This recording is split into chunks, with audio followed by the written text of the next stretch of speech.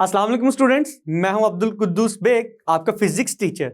Students, आज हम discuss करेंगे चैप्टर नंबर 2 का क्वेश्चन नंबर 18, 19, 20 एंड 21। तो स्टूडेंट्स, लेक्चर को स्टार्ट करने के लिए चलते हैं व्हाइट बोर्ड की तरफ। स्टूडेंट्स, स्टार्ट करते हैं question number 2.18 which states that name the three different conditions that could make A1 cross A2 is equal to 0। Means that students, हमने वो तीन कंडीशंस बतानी है जिस पर दो वेक्टर्स का क्रॉस प्रोडक्ट किसके इक्वल आएगा? नल वेक्टर के इक्वल। तो स्टूडेंट्स, स्टार्ट करते हैं इस क्वेश्चन का आंसर।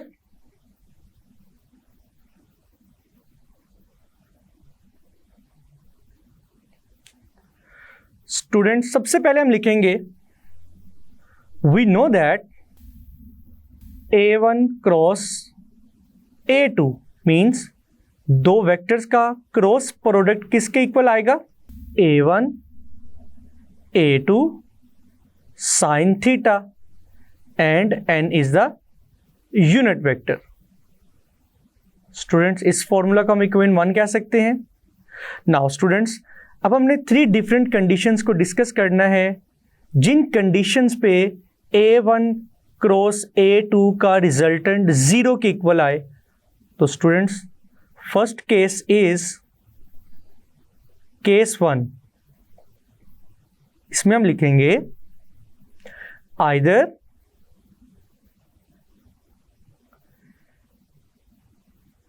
A1 और A2 is a null vector। For example, कि दोनों वेक्टर्स में से किसी एक वेक्टर का मैग्नीट्यूड किसके इक्वल हो? 0 के इक्वल। तो स्टूडेंट्स, अगर हम A1 और A2 की वैल्यूज में से किसी की भी वैल्यू इस फॉर्मूले में 0 के इक्वल पुट करते हैं तो हमारा फाइनल रिजल्ट क्या आएगा? 0। तो स्टूडेंट्स, ये थी फर्स्ट पॉसिबिलिटी जिसमें A1 क्रॉस A2 का आंसर क्या आ रहा है? Null vector. और वो पॉसिबिलिटी क्या है स्टूडेंट्स? कि A1 और A2 में से कोई भी नल वेक्टर हो। Now students, the second possibility is case 2,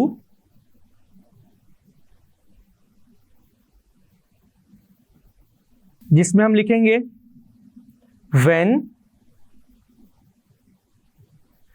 A1 and A2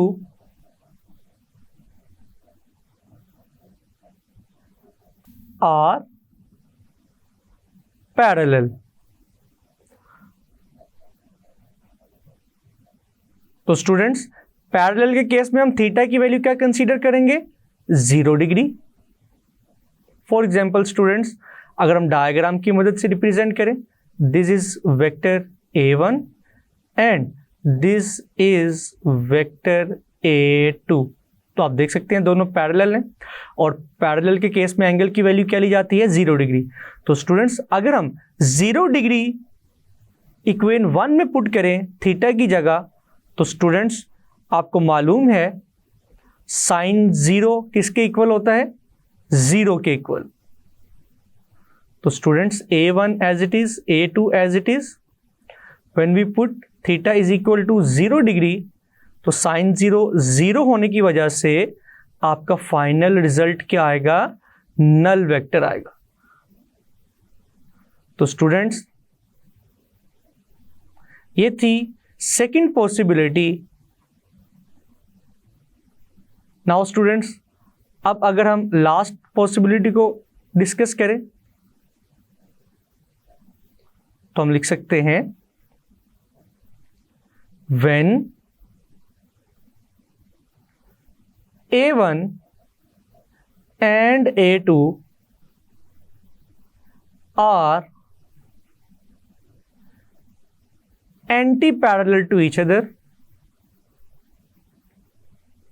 कि जब दोनों वेक्टर्स एंटी पैरेलल हों तो स्टूडेंट्स एंटी पैरेलल के लिए थीटा की वैल्यू क्या होती है 180 degree.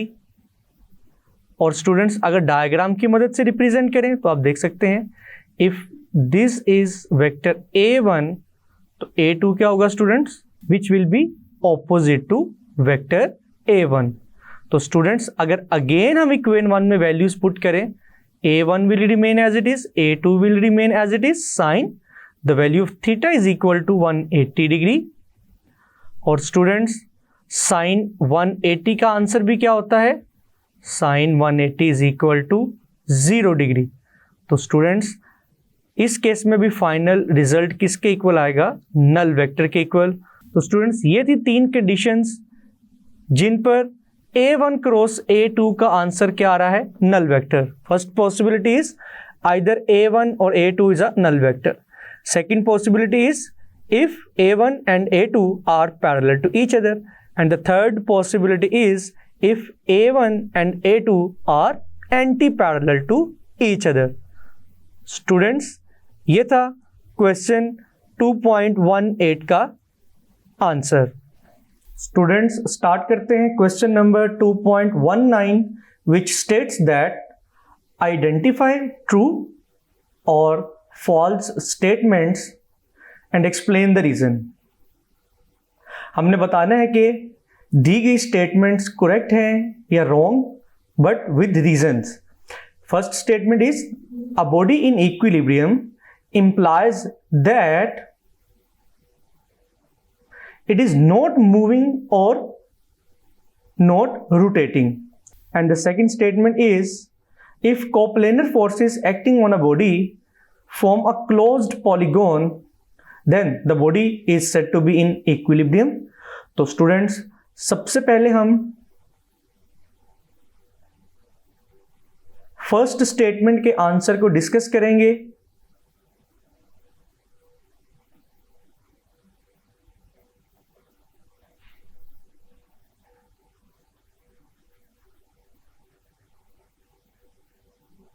Statement A.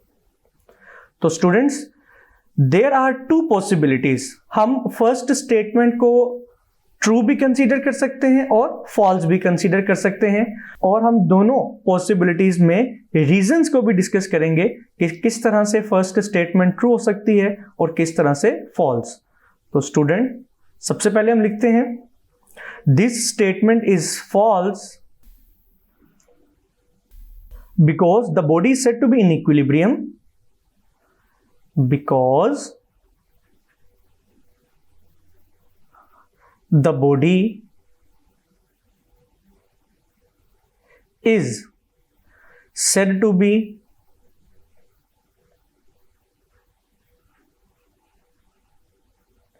in equilibrium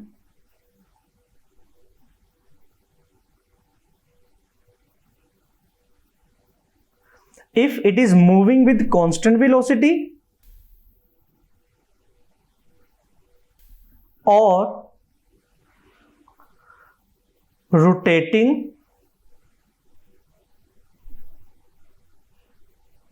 with constant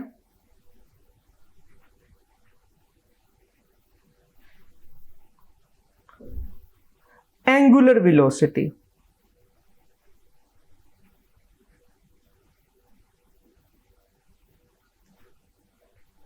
तो स्टूडेंट्स फर्स्ट स्टेटमेंट हमें क्या कह रही थी a body in equilibrium implies that it is not moving और रोटेटिंग, मींस दैट कि एक बॉडी इक्विलिब्रियम में है तो इसका मतलब ये है कि वो ना तो मूव कर रही है और ना ही रोटेट कर रही है। तो हमने कहा this statement is false because if a body is moving with constant velocity और rotating with constant angular velocity, इन दोनों केसेस में भी बॉडी इक्विलिब्रियम में मौजूद हो सकती है। तो स्टूडेंट्स जरूरी नहीं है कि बॉडी ना मूव कर रही हो ना रोटेट कर रही हो। इक्विलिब्रियम में मौजूद होने के लिए बॉडी कांस्टेंट वेलोसिटी से मूव भी कर सकती है और कांस्टेंट एंगुलर वेलोसिटी से रोटेट भी कर सकती है। लेकिन स्टूडेंट्स की सेकंड पॉसिबिलिटी को डिस्कस किया जाए तो स्टूडेंट्स हम लिखेंगे This statement is true. This statement is true because when a body is not moving,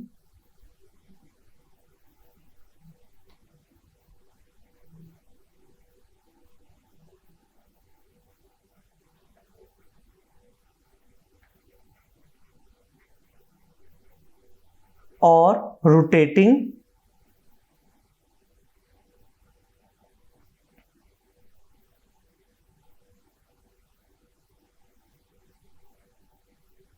then it is in static equilibrium.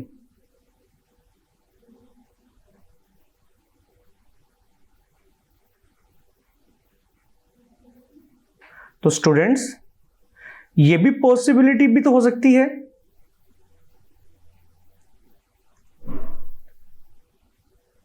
कि बॉडी ना तो मूव कर रही है और ना ही रोटेट कर रही है। तो इसका मतलब ये भी तो हो सकता है कि बॉडी किस पोजीशन में है, रेस्ट पोजीशन में। तो स्टूडेंट्स, रेस्ट पोजीशन में बॉडी अगर मौजूद है तो ये कौन से इक्विलिब्रियम है? तो स्टूडेंट्स, अगर बॉडी रेस्ट पोजीशन में मौजूद है तो ये इक्विलिब्रियम की कौन सी टाइप है? Static equilibrium. तो सेकंड स्टेटमेंट में हमने जस्टिफाई किया this statement is true because there is a possibility that कि बॉडी रेस्ट पोजीशन में भी हो सकती है, और रेस्ट पोजीशन के इक्विलिब्रियम को हम क्या कहते हैं? Static equilibrium.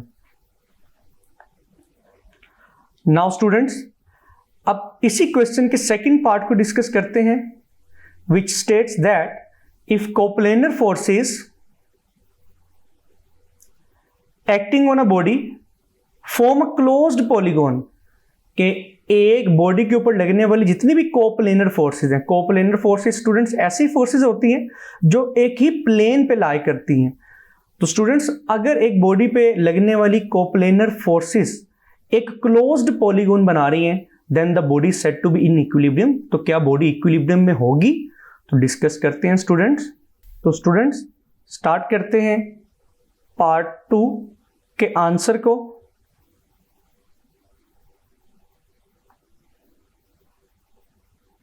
Now students, second part की भी 2 पॉसिबिलिटीज हो सकती हैं। तो सबसे पहले हम फर्स्ट पॉसिबिलिटी को डिस्कस करते हैं। This statement is true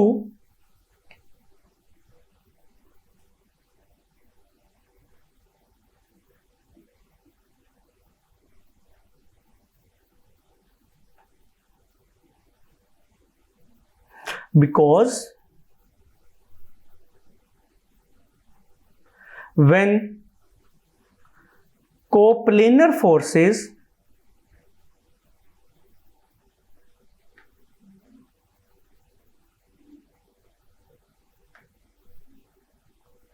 acting on a body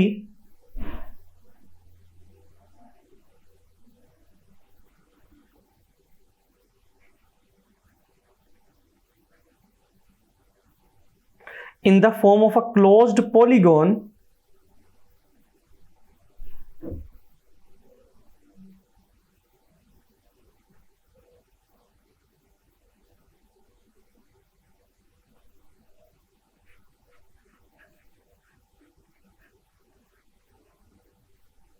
then the sum of all the forces will be equal to 0. Why students? जैसा कि हम प्रीवियसली इस चीज को डिस्कस कर चुके हैं कि जब भी vectors head to tail rule के मुताबिक इस तरह से अरेंज्ड हों कि वो एक क्लोज्ड शेप बनाएं, और हमने प्रीवियस क्वेश्चन में एक क्वेश्चन का आंसर भी डिस्कस किया था जिसमें नंबर ऑफ वेक्टर्स एक क्लोज्ड पॉलीगॉन बना रहे थे। तो स्टूडेंट्स, उस केस में भी हमारा रिजल्टेंट क्या आया था? 0। तो यहां पे भी अगर एक बॉडी के ऊपर n कोप्लेनर फोर्सेस एक्ट कर रही हैं और वो फोर्सेस एक क्लोज्ड पॉलीगॉन को रिप्रेजेंट कर रही हैं, तो स्टूडेंट्स उन फोर्सेस का रिजल्टेंट 0 के इक्वल आएगा, नल वेक्टर के इक्वल आएगा। तो इसीलिए स्टूडेंट्स यहां पर इक्विलिब्रियम की फर्स्ट कंडीशन सेटिस्फाई हो रही है if the resultant of all the forces acting on a body is equal to 0, then the body is said to be in equilibrium. तो स्टूडेंट्स हम लिखेंगे here first condition of equilibrium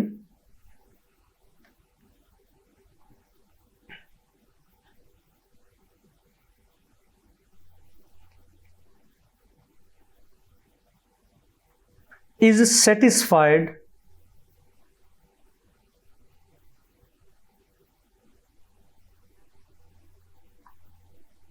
so the body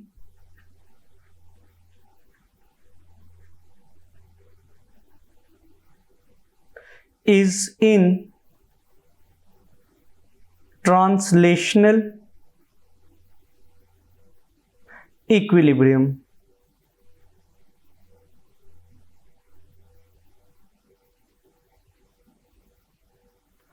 now students, अब हम इसी statement की second possibility को discuss करते हैं।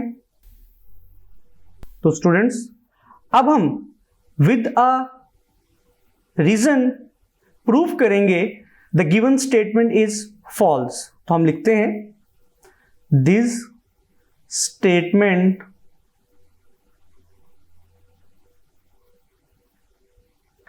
Is false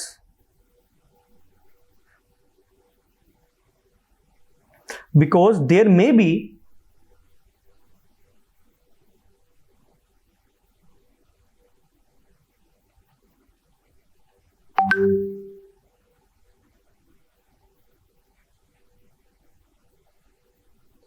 any torque due to these forces.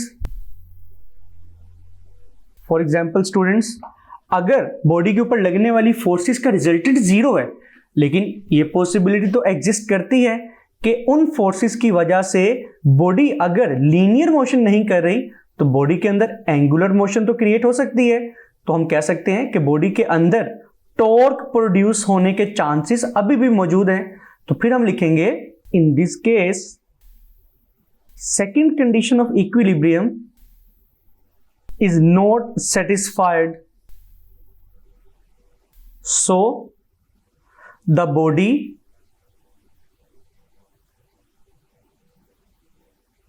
is not in complete equilibrium.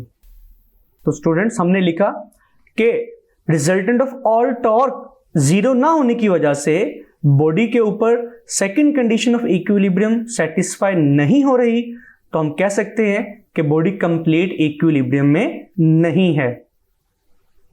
तो स्टूडेंट्स, अगर बोर्ड के पॉइंट ऑफ व्यू से बात की जाए तो आप दोनों स्टेटमेंट्स की कोई भी एक पॉसिबिलिटी को विद रीजन डिस्कस करेंगे।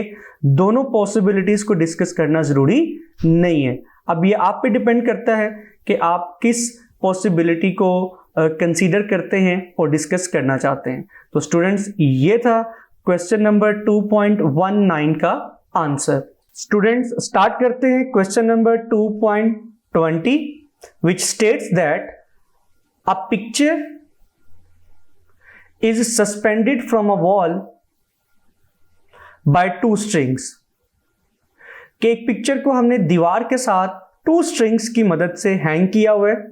Show by diagram the configuration of the strings for which the tension in the strings will be minimum। Students, हमने डायग्राम की मदद से स्ट्रिंग्स की वो कॉन्फ़िगरेशन रिप्रेजेंट करनी है, शो करनी है, जिसकी वजह से स्ट्रिंग्स के अंदर मौजूद टेंशन की वैल्यू कम से कम हो। तो स्टूडेंट्स, स्टार्ट करते हैं इस क्वेश्चन के आंसर को। सबसे पहले हम एक डायग्राम बनाते हैं। For example students, it is a nail, ये कील है और इस कील के साथ टू स्ट्रिंग्स की मदद से हम एक पिक्चर को हैंग करेंगे और ऑब्वियसली ये कील दीवार के अंदर मौजूद है।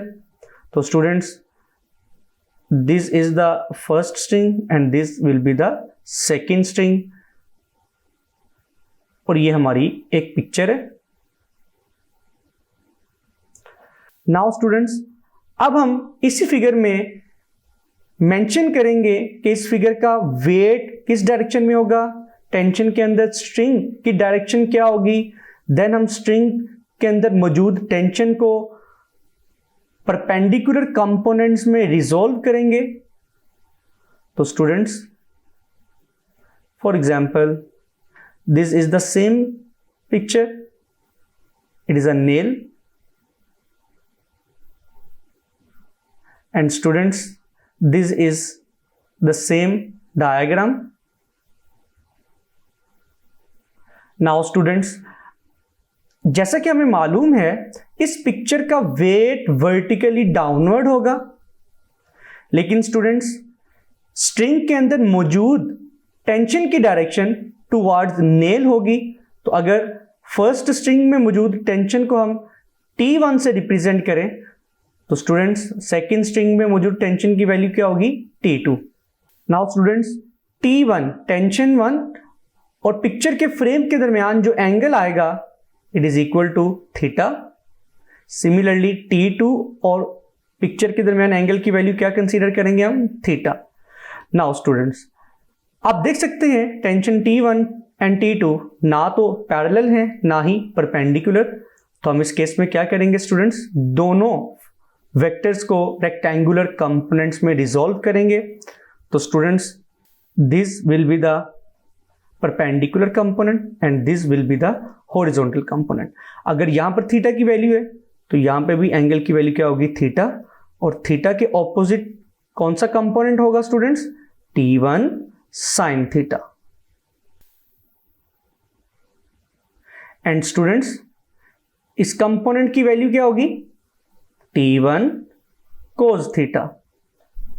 सिमिलरली स्टूडेंट्स, अगर हम T2 को भी इसके रेक्टेंगुलर कंपोनेंट्स में रिजॉल्व करें तो स्टूडेंट्स T2 के टू परपेंडिकुलर कंपोनेंट्स कौन से आएंगे, दिस वन। अगर यहां पर एंगल की वैल्यू थीटा हो तो जो कंपोनेंट थीटा के ऑपोजिट आएगा it will be equal to T2 sine theta. और स्टूडेंट्स, हॉरिजॉन्टल कंपोनेंट की वैल्यू क्या आएगी, T2 cos theta. Now students, अब हम डायग्राम में मौजूद तमाम फोर्सेस को रेक्टेंगुलर कंपोनेंट्स में रिजॉल्व कर चुके हैं। तो स्टूडेंट्स, अब हम लिखेंगे बाय अप्लाइंग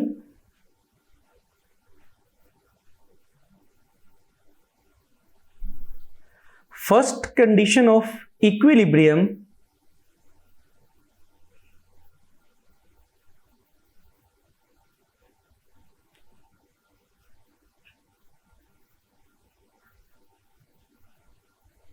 तो students, first condition of equilibrium in terms of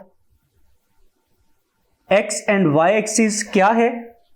अगर हम फर्स्ट कंडीशन ऑफ इक्विलिब्रियम लिखें with respect to x axis तो students it is equal to summation F x is equal to 0 कि x direction में लगने वाली जितनी भी फोर्सेस होंगी उनका सम किसके इक्वल होगा, 0 के equal.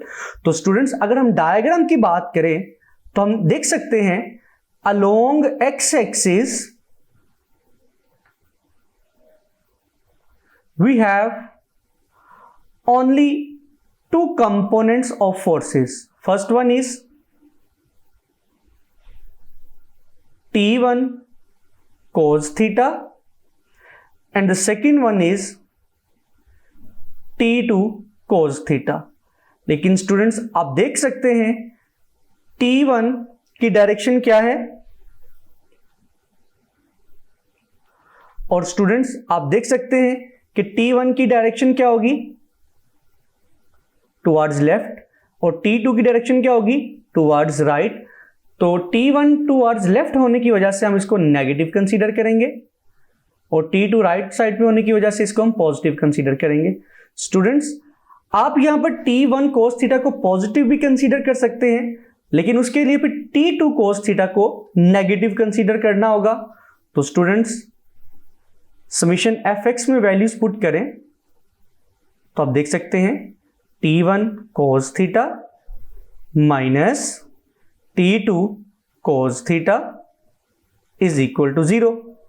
Now students T1 cos theta को जब हम इक्वल की दूसरी तरफ शिफ्ट करेंगे, it becomes positive and it will be equal to T2 cos theta. Now students आप देख सकते हैं इक्वल के दोनों तरफ cos थीटा मौजूद है, तो ये कैंसिल हो जाएगा। तो स्टूडेंट्स फाइनली रिजल्ट क्या आया? T1 is equal to T2।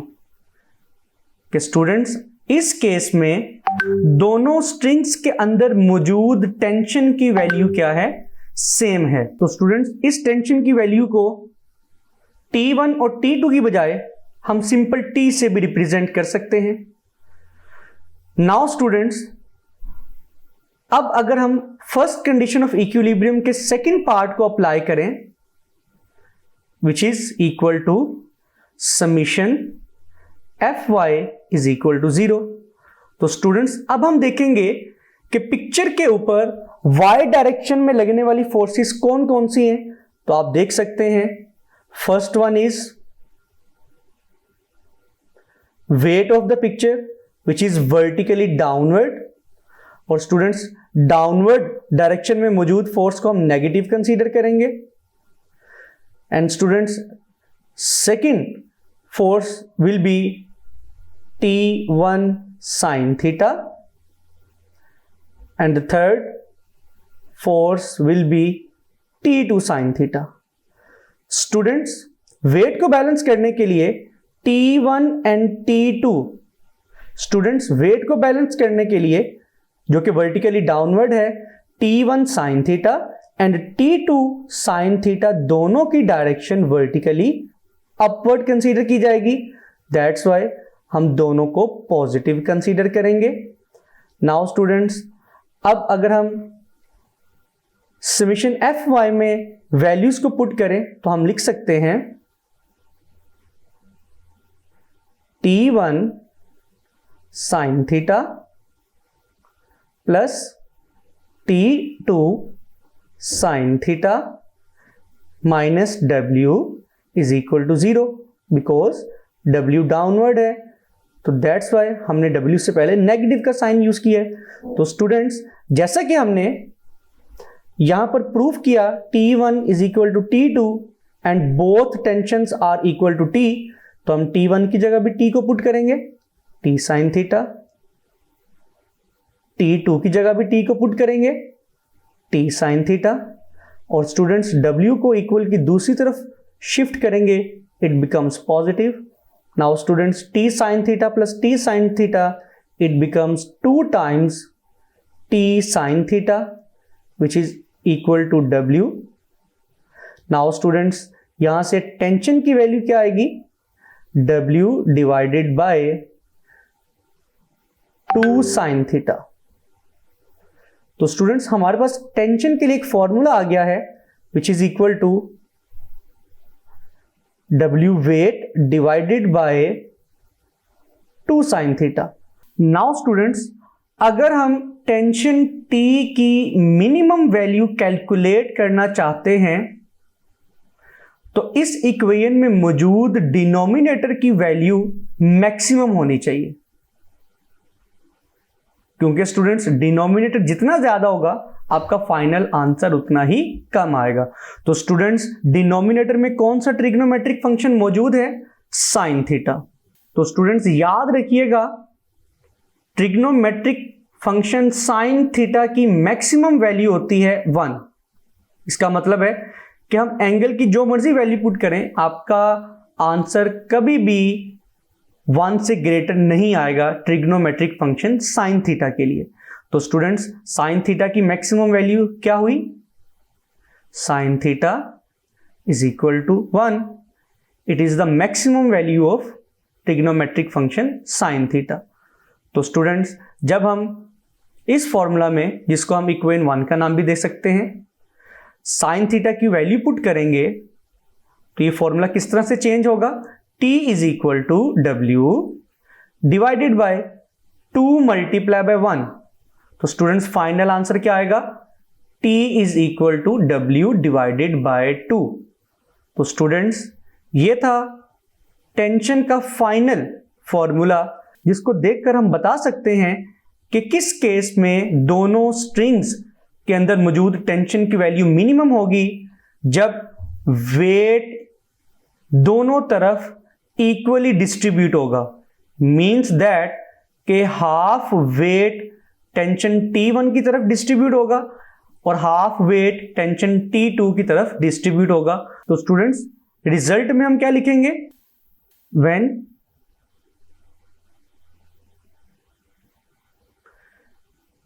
T is equal to W divided by 2। अब T1 की स्टूडेंट्स वैल्यू क्या है?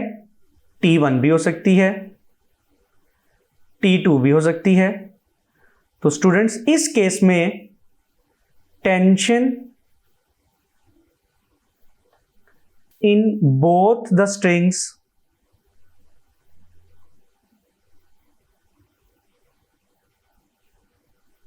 Will be minimum. तो स्टूडेंट्स ये था क्वेश्चन नंबर 2.20 का आंसर। नाउ स्टूडेंट्स स्टार्ट करते हैं चैप्टर नंबर 2 की एक्सरसाइज के लास्ट क्वेश्चन को, which is question number 2.21 and it states that can a body rotate about its centre of gravity under the action of its weight? means that कि students क्या एक body अपने centre of gravity के गिर्द rotate कर सकती है? तो स्टूडेंट्स स्टार्ट करते हैं इस क्वेश्चन का आंसर। तो स्टूडेंट्स याद रखिएगा, no a body cannot rotate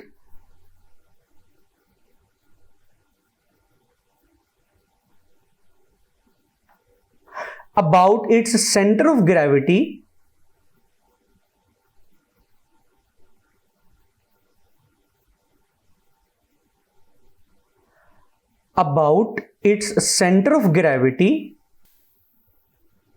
under the action of its weight। तो स्टूडेंट्स क्यों एक बॉडी अपने सेंटर ऑफ ग्रेविटी के गिर्द रोटेट नहीं कर सकती? तो स्टूडेंट्स डिस्कस करते हैं रीजन को।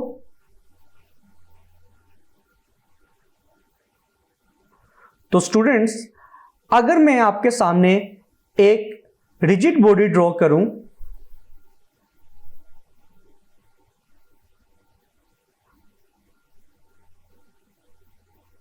for example students it is a rigid body। तो स्टूडेंट्स इस बॉडी का सेंटर ऑफ ग्रेविटी कौन सा पॉइंट होगा? तो स्टूडेंट्स किसी भी ऑब्जेक्ट का सेंटर ऑफ ग्रेविटी वो पॉइंट होता है जिस पॉइंट के ऊपर उस बॉडी का सारा वेट वर्टिकली डाउनवर्ड एक्ट करता है। तो students this point is the centre of gravity. तो स्टूडेंट्स अब हम इसी ऑब्जेक्ट को इसी सेंटर ऑफ ग्रेविटी के अराउंड रोटेट करवाना चाहते हैं। तो स्टूडेंट्स यही पॉइंट हमारा क्या होगा? पिवट पॉइंट और एक्सिस ऑफ रोटेशन। तो स्टूडेंट्स हम लिख सकते हैं, अगर मैं इस पॉइंट को पॉइंट O से रिप्रेजेंट करूं, तो स्टूडेंट्स हम लिख सकते हैं इन this case point O is the pivot point और एक्सिस ऑफ रोटेशन। और स्टूडेंट्स अगर आप डायग्राम को देखें, इसी पॉइंट पे वेट W एक्ट कर रहा है, जिसको हम फोर्स भी कंसीडर करते हैं, और उसकी डायरेक्शन है वर्टिकली डाउनवर्ड। तो students point O he line of action of force है। तो स्टूडेंट्स याद रखिएगा, जब एक ही पॉइंट एक्सिस ऑफ रोटेशन हो और उसी पॉइंट के अलोंग फोर्स एक्ट कर रही हो, तो स्टूडेंट्स इस केस में मोमेंट आर्म की वैल्यू क्या होगी? जिसको हम आर से भी रिप्रेजेंट कर सकते हैं। तो students the value of moment arm is 0 in this case. तो स्टूडेंट्स जैसा कि हम टॉर्क का फॉर्मूला डिस्कस कर चुके हैं, the magnitude of the torque is equal to the product of moment arm R, जिसको हम पोजीशन वेक्टर भी कहते हैं, and force F. But students in this case the value of R is equal to 0। तो जब हम values को put करेंगे तो students torque is equal to 0 multiply by force, तो फाइनल आंसर भी क्या आएगा? 0। तो स्टूडेंट्स रिजल्ट में हम लिख सकते हैं hence proved torque is equal to 0।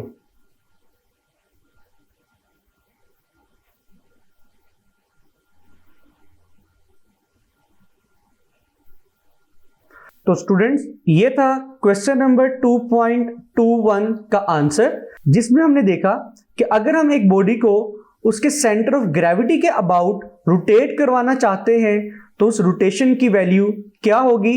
तो स्टूडेंट्स सेंटर ऑफ ग्रेविटी वो पॉइंट होता है जिस पर बॉडी का सारा वेट वर्टिकली डाउनवर्ड एक्ट करता है। तो स्टूडेंट्स यहां पर हमने देखा कि इस स्पेसिफिक केस में मोमेंट आर्म की वैल्यू 0 थी।